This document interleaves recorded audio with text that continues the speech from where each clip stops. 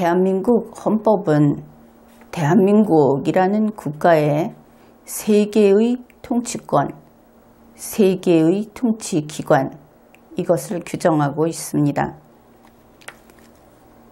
그런데 그 중에서 이 세계의 통치권 가운데 행정권이라고 하는, 그러니까 실제로는 집행권인 이것을 누가 가지고 있을까? 너무나 쉬운 물음이라고 생각할지도 모르겠습니다. 그런데 이것을 제대로 모르고 있어서 바로 문재인 청와대 정부, 거기에서 조국 민정수석이 주도해서 발표를 했던 그 헌법 개정 초안, 거기에서 행정권의 귀속 주체가 통째로 사라져버린 그런 아주 그 희극적인 헌법 개정안을 발표한 일이 있었습니다. 그만큼 이 부분은 정확히 알아둘 필요가 있는 것이지요. 그 조국 수석이 발표했던 헌법 초안, 그것이 얼마나 국제적으로 망신거리이고 대한민국 내에서도 해도 저렇게 무식할 수가 있는가, 그런 소리를 들을 만한 그런 일이었다. 거기에 대한 내용을 자세히 설명한 지난 리걸마인드 연구소 강의가 있습니다. 대한민국의 주권은 전체 국민에게 있습니다. 주권은 어떤 기관에도 가 있지 않습니다. 이 부분도 좀 잘못 알고 있는 국민들이 덜어 있죠. 대통령에게 국민의 주권을 위임했다. 또 국민의 대표인 국회의원들에게 위임했다. 이런 터무니없는 잘못된 이야기들을 하는데, 또 그런 이야기를 하는 의원들도 있기는 합니다. 그것은 단도직입적으로 이야기해서 다 틀린 이야기들입니다. 여러분도 이것은 알고 있을 겁니다. 주권이라고 하는 것은 분할할 수 없고 양도할 수 없다. 그것은 그것대로 알고 있으면서 또 국회의원들이 국민이 우리에게 주권을 위임했다 이렇게 이야기를 하면 또 국회의원이 하는 이야기니까 그런가 보다 이렇게 듣는데, 이제는 그러지 마십시오. 국회의원이 그런 이야기를 하면 무식한 국회의원이라고 이야기를 해주고, 계속 그러면 그런 사람은 의원 자격을 박탈해야 합니다. 어떻든 대한민국의 주권은 전체 국민에게 있습니다. 다수 국민에게 있는 것도 아닙니다. 그러니까 항상 다수결 이런 이야기를 하니까 다수의 의견으로 의사결정이 되지 않느냐, 그렇게 주장을 하는 사람들도 있는데, 주권이라고 하는 것은 분할할 수 없고 양도할 수 없고 위임할 수 없습니다. 그냥 전체 국민에게 있는 것이죠. 그래서 다수결로 결정해도 이 주권에 관한 사항은 그 뜻에 따라서 바뀌지 않습니다. 그 다음에 통치권은 세계의 거버먼트에게 있습니다. 거버먼트는 우리말로 정부라고 해석이 되는 영어 단어이지요. 그래서 이 거버먼트 세계는 어떤 것인가? 그것은 입법정부, 집행정부, 사법정부, 이렇게 세 개입니다. 한국에서는 입법정부를 국회라고 하고, 집행정부를 그냥 정부라고 하고, 사법정부를 법원이라고 합니다.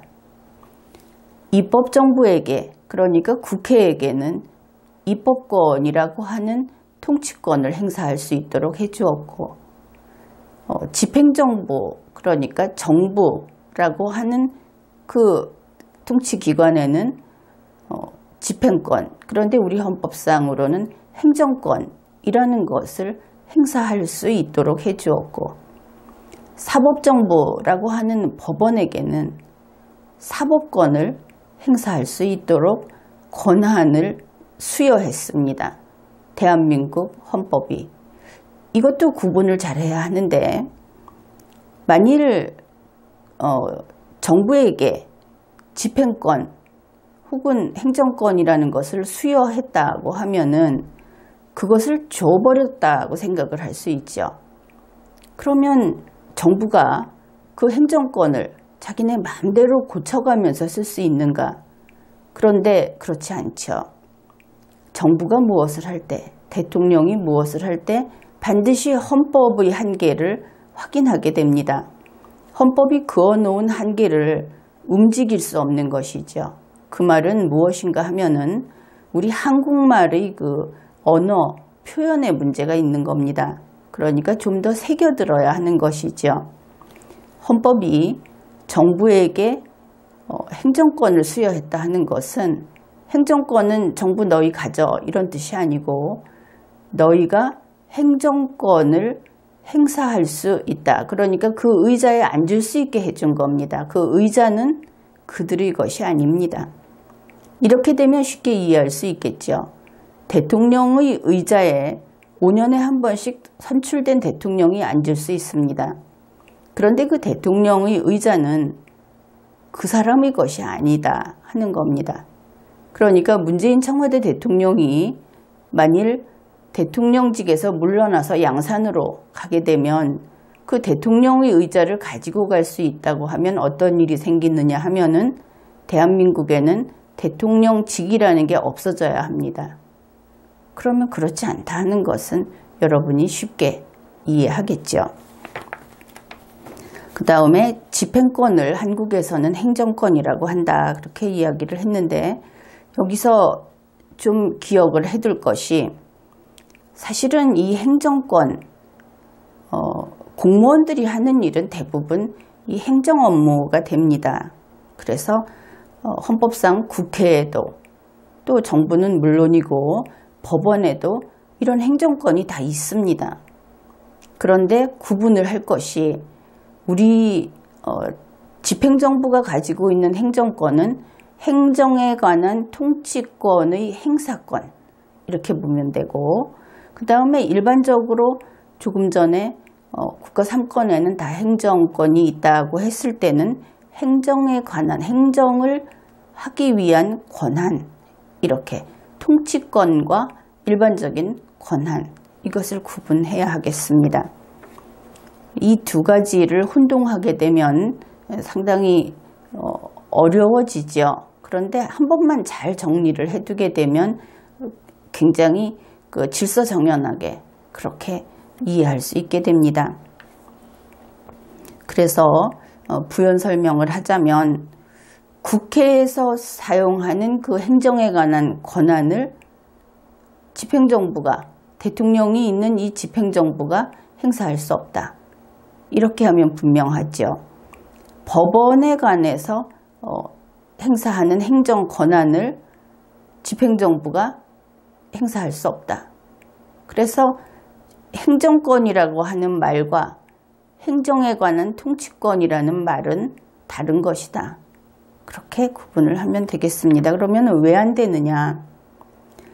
정부가 행정권을 가지고 있는데 어째서 국회나 법원에 있는 그 행정에 관한 권한을 행사하면 안 되느냐? 그것은 헌법의 체계상 분명합니다. 그렇게 되면 삼권 분립의 원칙이 깨어지게 되겠죠. 삼권 분립의 원칙이 깨진다 하는 것은 이러한 권한이 뭉쳐서 더 큰 권한이 돼버리면 이것이 전제나 독재라고 하는 것입니다. 주권자인 국민을 위협할 수 있게 되는 것이죠. 그래서 권한은 뭉칠 수 없다. 헌법이 규정한 그대로 떨어져 있어라 하면은 떨어져 있어야지 우리는 정부하고 국회하고 사이가 좋으니까 같이 합의해서 정부가 원하는 법을 국회가 만들어주고 국회가 원하는 것들을 정부가 집행을 해주고 혹은 정책을 세워주고 이런 식으로 하면 그것은 국민들의 그 사적인 관계에서 기업에서 담합을 금지하듯이 하면 안 되는 일들이고 물론 통치기관들이 이런 일을 하게 되면 그것은 아주 엄중한 죄를 짓는 겁니다. 헌법을 위반하는 것이기 때문에 이것은 절대적으로 금지되는 것입니다. 그래서 최근에 문재인 청와대 대통령이 국회에다가 대통령을 도와달라, 대통령이 이것을 원하니까 이런 법을 만들어달라 하는 이야기들이 우리나라에서는 과거에도 그런 이야기를 들었기 때문에 괜찮은가 보다 이렇게 생각을 할 수 있는데 그것은 괜찮은 것이 아닙니다. 정부에서 어떤 법안을 가지고 원한다고 하면 국회는 그것을 거부하는 태도로 일일이 분석을 하고 그래서 그것이 법률을 만들어서 안 될 이유가 있다면 반드시 찾아내야 하는 그런 관계여야 하는 거지 정부에서 원한다고 해서 날짜까지 맞춰가면서 만들어준다. 이렇게 되면 국회의 존재 의의가 사라지는 것이죠. 이미 다 이야기를 했는데 그렇다면 이제 좀 세부적인 내용을 다뤄보기로 합시다. 국가 3권 중에 이 행정권, 그러니까 행정에 관한 통치권, 다른 말로 집행권, 이것은 누가 가지고 있을까? 대한민국 헌법 제66조 제4항에서 이렇게 규정을 합니다. 행정권은 대통령을 수반으로 하는 정부에 속한다. 이제 문장 분석만 잘하면 됩니다. 행정권은 정부에 속한다. 이것은 맞는 말이지요. 대통령은 정부의 수반이다. 이것도 맞는 말입니다. 그런데 주의할 것이 행정권은 대통령의 통치권이다. 이것은 틀린 것입니다. 따라서 대통령에게는 통치권이 없다 하는 것이 이러한 문장 분석으로 바로 읽어낼 수 있죠. 그래서 과거에 대통령의 통치 행위라든지 이런 이야기들을 했던 것은 헌법상 불가한 것이다. 그런 일은 있을 수 없다. 이것이 분명해집니다. 그러면은 행정권은 대통령을 수반으로 하는 정부에 속한다. 그래서 3개 통치권 중에 하나인 이 행정권이라고 하는 것을 정부가 행사할 수 있다. 그런데 그러면 그 정부라는 것이 무엇인가? 역시 헌법전을 보고 꼼꼼히 살펴보면 이런 것들을 아주 분명하게 읽어낼 수 있습니다. 대한민국 헌법 제4장이 정부라고 하는 장의 제목이 붙어 있습니다. 그런데 이 4장을 보게 되면 크게 두 파트로 되어 있습니다. 하나는 대통령, 그리고 또 하나는 행정부. 이 행정부에는 국무총리와 국무위원, 국무회의, 행정각부, 감사원 이렇게 들어 있습니다.